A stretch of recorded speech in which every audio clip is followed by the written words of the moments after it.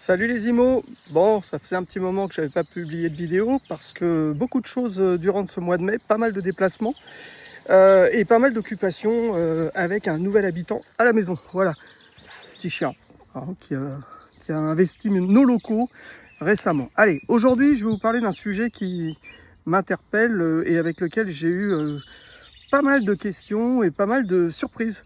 Ce sujet concerne la capacité que vous avez à aborder le sujet argent, financement avec vos clients. Alors je vais vous donner un exemple tout bête concernant notamment les propriétaires vendeurs. Je vous conseille vivement, lorsque vous faites votre découverte avec les propriétaires, d'aborder l'historique de leur acquisition. Donc pour comprendre dans quelles conditions ils ont acheté leurs biens et ensuite pour pouvoir déterminer, vous allez comprendre le seuil de négociation que vous pouvez anticiper. Je m'explique.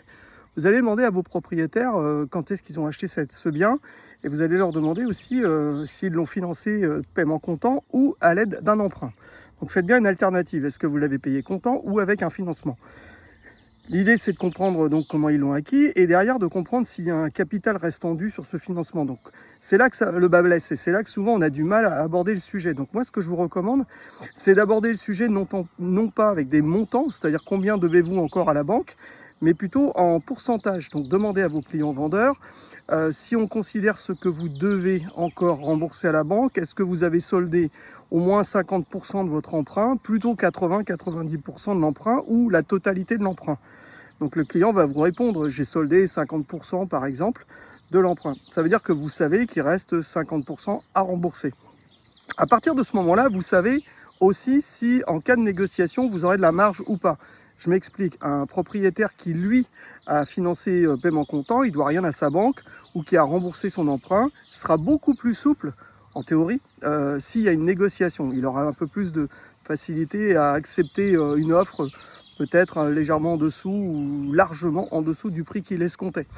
Alors que quelqu'un qui doit encore beaucoup d'argent à la banque, si on vous dit je dois encore 80% de l'emprunt à la banque, vous pouvez parier que celui-ci sera beaucoup plus rigide, voire totalement fermé s'il y a une offre de négociation assez radicale et assez, je dirais, on va dire violente. Voilà.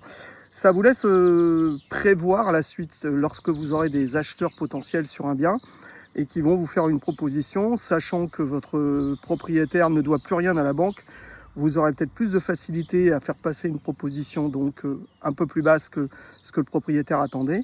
Et vous savez à l'inverse que si la proposition ou la négociation est demandée de façon assez virulente, vous savez que ça va être compliqué. Il faudra aussi dire aux acheteurs que ça va être très compliqué et qu'il va falloir que vous ayez de très bons arguments que peuvent vous donner les acheteurs pour pouvoir obtenir un accord sur le prix. Voilà, c'était mon sujet du jour. Bon, aujourd'hui, je me suis posé avec Marshall. Salut Marshall, tu dis bonjour? Bon, Marshall il se repose aussi parce que son nouveau copain est très envahissant. Il le harcèle et Marshall il a besoin de faire une pause de temps en temps. Voilà, c'est bientôt son anniversaire à Marshall au mois de juin. Voilà, je crois que c'est le 6 juin, il aura 9 ans. Allez, je vous souhaite un excellent week-end à tous et à toutes. Et puis encore une fois, merci pour vos encouragements. J'ai beaucoup de petits messages très sympas. À bientôt, ciao les imos, bye.